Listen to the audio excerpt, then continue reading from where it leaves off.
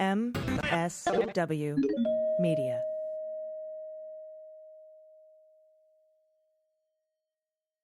A big thank you to Athletic Greens for supporting the Daily Beans. Athletic Greens is going to give you a free 1-year supply of immune-supporting vitamin D and 5 free travel packs with your first purchase. Just go to athleticgreens.com/dailybeans to take ownership over your health and pick up the ultimate daily nutritional insurance. News with swearing. Daily Beans, Daily Beans. Daily Beans, Daily Beans. Hello and welcome to the Daily Beans for Friday, December 16th, 2022. Today, the D.C. Bar Disciplinary Board recommends disbarment for Rudy Giuliani. The Department of Justice sues Doug Ducey for his shipping container border wall. 3 men that plotted to kidnap Michigan Governor Gretchen Whitmer are given lengthy prison terms. The House passes a bill that could pave the way for Puerto Rican statehood.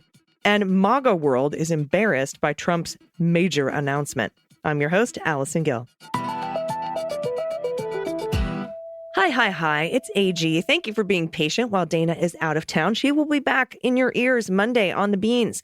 Also, this weekend, there will be a Beans bonus episode for patrons and a Cleanup on Aisle 45, a bonus episode for Cleanup on Aisle 45 patrons. Looking forward to that. And also, don't forget, Sunday, new episode of the podcast Jack, all about the special counsel. Please subscribe if you haven't already. Of course, Andy McCabe and I host the podcast, and our guests this week are going to be Andrew Weissman, former Mueller prosecutor, and former general counsel for Department of Defense Ryan Goodman, both from Just Security. They are 2 of the authors of that model prosecution memo for the documents case that we covered in a previous episode of Daily Beans. So it's going to be a really great episode. It's called Jack. It comes out every Sunday.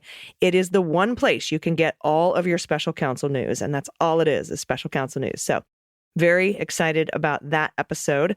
And now we have a time for the final public hearing of the 1-6 committee. We knew it was going to be Monday. This is the hearing where they'll vote on criminal referrals, and then they'll also do the official vote to put out the report, which comes out 2 days later on Wednesday. The time for that public hearing will be 1 p.m. Eastern. I'll be live tweeting it from @MuellerSheWrote, so look for that as well. All right, we have a lot of news to get to, so let's hit the hot notes. Hot notes. This is from Josh Gerstein and Kyle Cheney at Politico. A bar discipline committee in D.C. has concluded that Rudy violated at least one professional rule in his efforts to help the former guy challenge the results of the 2020 election. That's from a preliminary finding that could result in the suspension or loss of his law license and possible disbarment as well. This is a 3-member disciplinary committee. I listened to some of these hearings. They were very difficult to get through, but I listened to them nonetheless.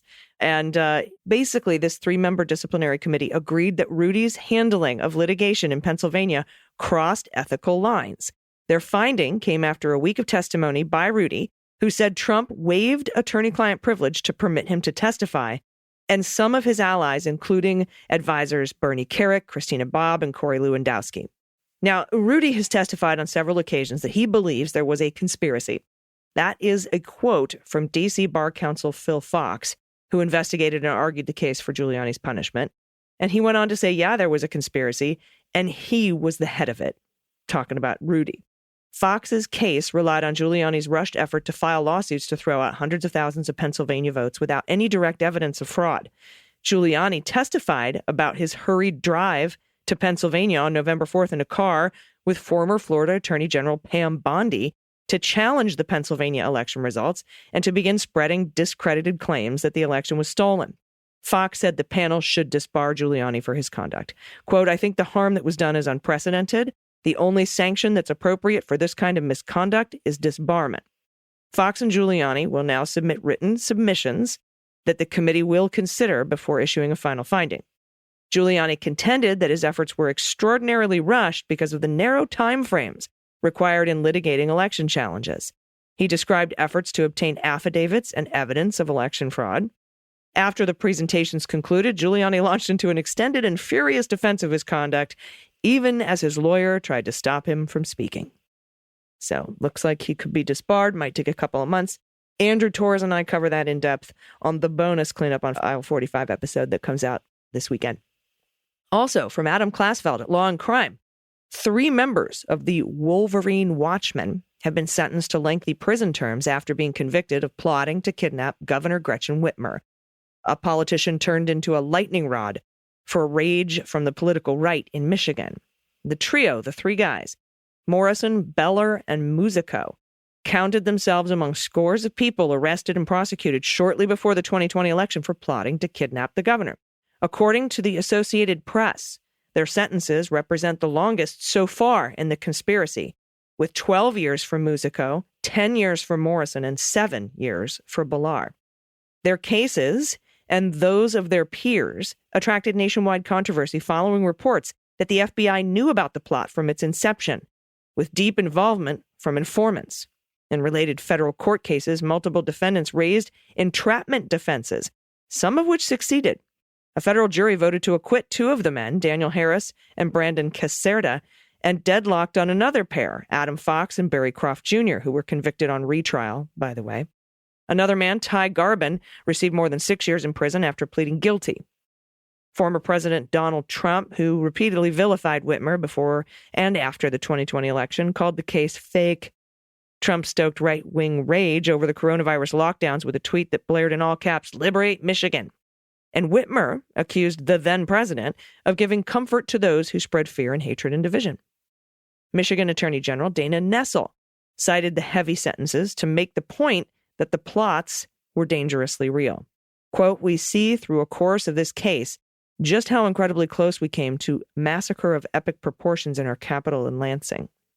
After the men were convicted, Dana Nessel took the opportunity to defend what had become known as preventative policing, involving the use of government informants deeply involved in the planning of plots to stop attacks before they happen. Quote, "Instead of only reacting to known threats, it's imperative that law enforcement be proactive in order to save lives." She went on to say, "This office will not sit idly by and watch while armed terrorists plan acts of civil unrest with the intent of causing mayhem and murder. These are not merely acts of harmless chatter and wishful thinking. These are criminal conspiracies to conduct dangerous acts, and it's incumbent upon law enforcement to treat the activity as such." On Thursday, Nessel added that the sentencing shows that domestic terrorism will be taken with the utmost seriousness and gravity by the criminal justice system. During trial, an FBI agent testified that the men trained in a so-called kill house, and Nessel suggested that the plot could have culminated in an assassination. Quote, "It's not just about this effort to kidnap the governor. I think we all know what would have come next if that were to have occurred. We're talking about individuals who wanted to kill law enforcement and other officials as well." So 12, 10, and 7 years. And the House voted on Thursday to allow Puerto Ricans to decide their political future of the territory. The first time the chamber is committed to backing a binding process that could pave the way for Puerto Rico to become the nation's 51st state or an independent country. The measure, which has the support of the White House, really doesn't have chance of becoming law in the short term. It is all but certain to fall short of the 60 votes needed to break a filibuster in the Senate. I don't think Republicans are going to vote for another 2 senators. There's just no way. There's little time left under this Congress before the GOP takes control of the House in January. But the bill passed by a bipartisan vote, 233 to 191. It was a symbolic statement by the House that Puerto Rico's status as a colonial territory was both untenable and unwanted by most of its voters. And from Ronald Hansen at AZ Central, the United States Justice Department, Merrick Garland, has sued Governor Doug Ducey of Arizona over shipping containers used as a makeshift wall at the border, which the government contends is illegal, dangerous, and interferes with federal duties. The government is asking for a judge to order for the removal of the containers from U.S. land along the border and damages for the state's unlawful trespass, including any costs and expenses incurred by the United States government. In addition, the lawsuit asks for, quote, "a declaration that Arizona's use and occupancy of lands owned by the federal government without the required permits or authorization constitutes unlawful trespasses."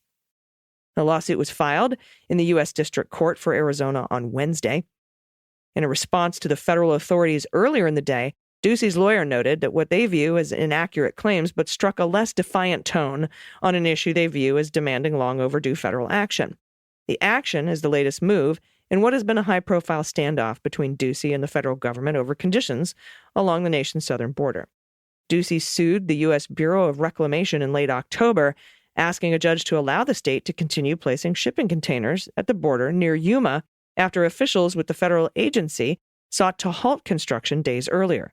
The governor maintains Arizona has the legal authority to put the containers in gaps where the federal government, though having plans to build a barrier, has not yet done so.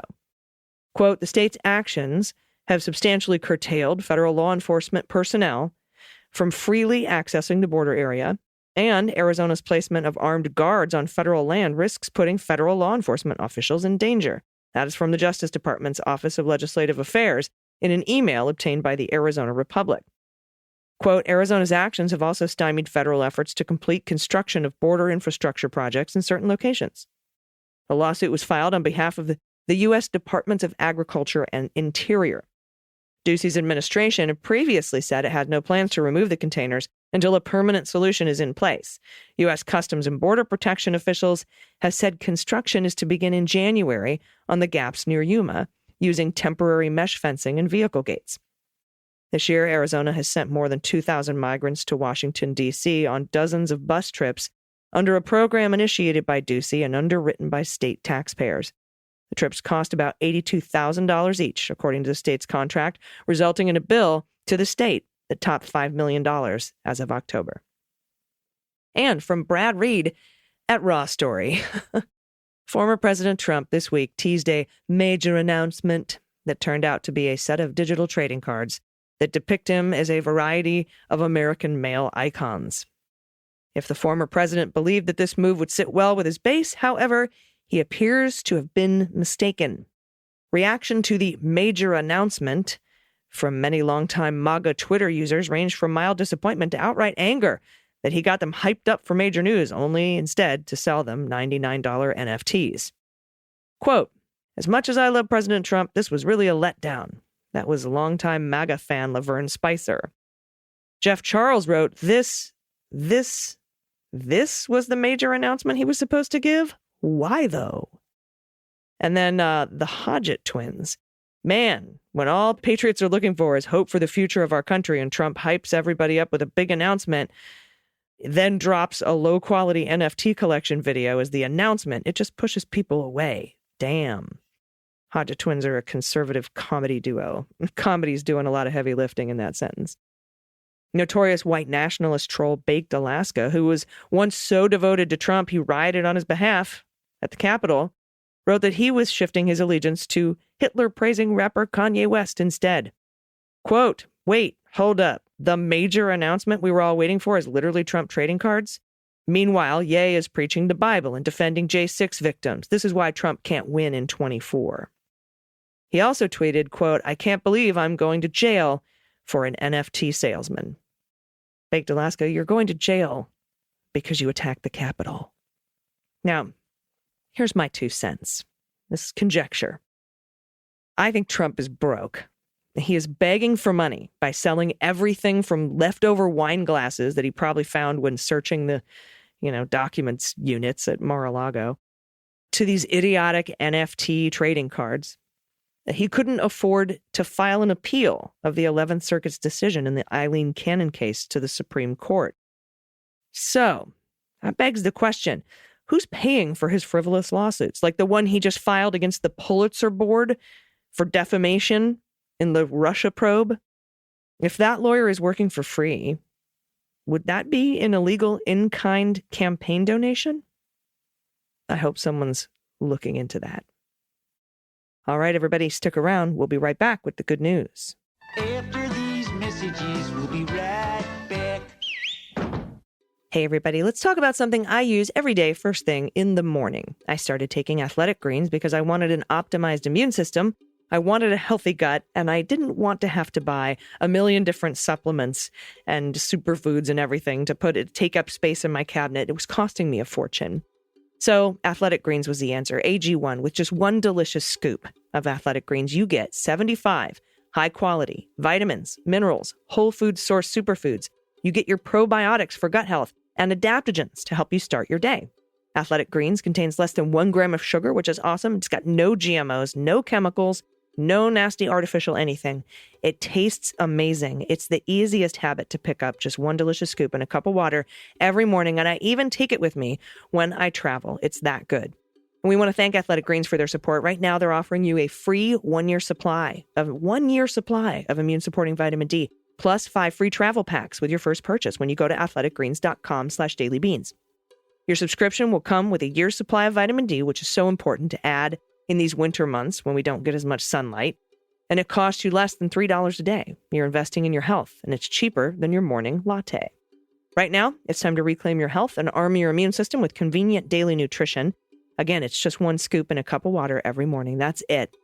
No need for a million different pills and supplements to look out for your health. You get that cabinet space back, and you get to save a little money. And to make it easy, Athletic Greens is going to give you that free one-year supply of immune-supporting vitamin D and 5 free travel packs with your first purchase. All you have to do is visit athleticgreens.com/dailybeans. Again, that's athleticgreens.com/dailybeans to take ownership over your health and pick up the ultimate daily nutritional insurance. Everybody, welcome back. It's time for the good news. Who likes good news? Everyone? Then good news, everyone.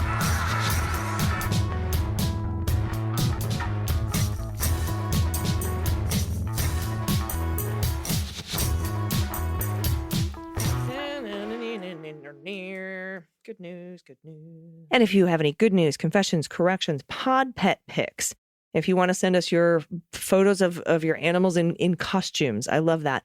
Santa letters, cute Santa letters for the holidays. We would love to hear those. Whoopee stories, a shout out to someone you love, a shout out to a local business, maybe adoptable pets in your area, anything you want to send us at all. You can do it by going to dailybeanspod.com and clicking on contact. A reminder to patrons and supercasters that the show Jack is in your feed if you're subscribed at the Justice Enforcers level or higher. Simply raising your lower level up to more money doesn't do it. You actually have to subscribe at the Justice Enforcers level. It's $5 a month. Check your tier if you're not seeing Jack in your feed, but I think you should be. Anyway, I just want to let you know in case you're running across any problems with that. All right, first up from Amy, pronouns she and her. Hi, here's a picture of my sons from when they were 4 and 7. They're wearing their Halloween costumes from that year, which I would sew for them each year. This year, obviously being Santa Claus and a Christmas tree. I loved doing that. The good news is they're growing into fine young adults, now 25 and 22 years old, and both college juniors. Thank you for the opportunity to share how proud I am of them. Look at babies. The Christmas tree outfit is so great, and that is a really good Santa outfit too, Amy. Well done. Thank you so much. Next up from Debbie, pronouns she and her. Hello, I love the podcast. I just wanted to show you the sweater I just finished knitting for my handsome son-in-law. I'm currently working on socks for my son, daughter-in-law, and 2 teenage grandsons. I recently retired from 38 years of teaching math at 2-year colleges, 6 in all. And now I have so much more time to knit and listen to all of Allison's podcasts. Keep telling it like it is, so those of us stuck in red states, I'm in South Carolina, can know that we're not alone. Debbie, thanks. Oh, wow. That is like super professional level. I am very impressed. Debbie, thank you. Thank you for sharing that. I love your hardwood floors, too. Those are nice. Next up from Sarah, pronouns she and her. Hi, I am a new listener. Having only subscribed a few months ago, around the time of the Mar-a-Lago search, I was so giddy with the beginning of Trump's downfall that I was desperately subscribing to any podcast that would whisper the sweet nothings of Trump's demise in my ear. Now that I found the Daily Beans, you two have become a welcome addition to my morning routine. Thank you for all you do and the way that you deliver information to your listeners. Okay, I'm done gushing. Here's my good news story. My dad was diagnosed with stage 4 lung cancer in August of 2016, just a few weeks before my wedding. Our local cancer treatment center in Buffalo, New York, gave him less than 6 months to live after the treatment plan wasn't showing any results. This was devastating to our family. Not only is my dad an absolute rock in our family, but he's also the head of our family business. Losing him would have been doubly devastating, as at the time, my sister and I were just not ready to take over. We were terrified of losing our dad and also of losing our livelihoods. My mom, however, was not taking his doctor's diagnosis lying down. She went to bat for my dad, contacted all the top treatment centers in the country, and researched every clinical trial. After extensive research on my mom's end, they ended up traveling from Buffalo to the Cancer Treatment Centers of America in Chicago. They put him on a treatment plan that showed results remarkably quick, and now his remaining tumors are so small, they barely register on his scans. He continues to travel to Chicago 4 times a year to check in with his doctors. But not only is he still here with us today, as we're entering 2023, he's thriving. That's 7 years. They gave him 6 months. He has rebuilt 3 classic cars since his diagnosis. He is now semi-retired, quote unquote, and takes his summers off, but works full-time the rest of the year at our business. He's active and healthy and is the most amazing grandpa to my 10-year-old son and my 4-year-old niece.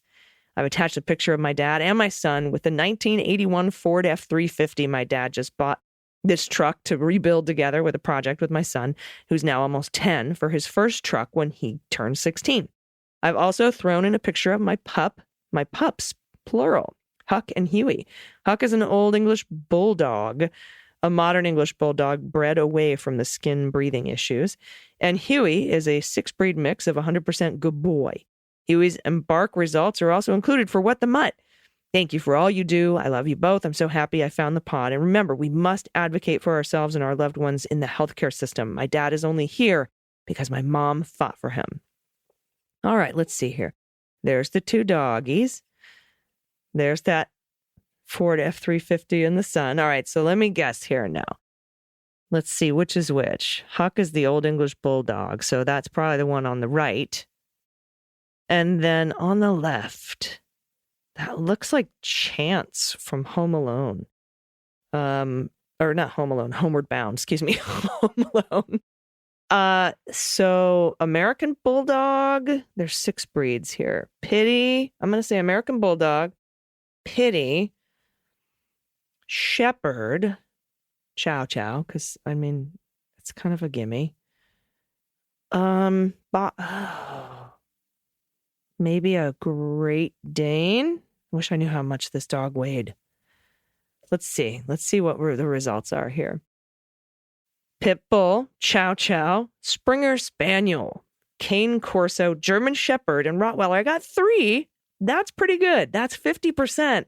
I usually don't even hit the 25% mark. So thank you for that. And thank you for sharing your story. That's truly incredible. Advocating for our health is so, so important, Sarah. So I appreciate you pointing that out and bringing that up and sharing your story. Next up from Claire from North Dakota, she and her. Hi, Beans Queens. I just want to send a big thank you and wish happy for holidays.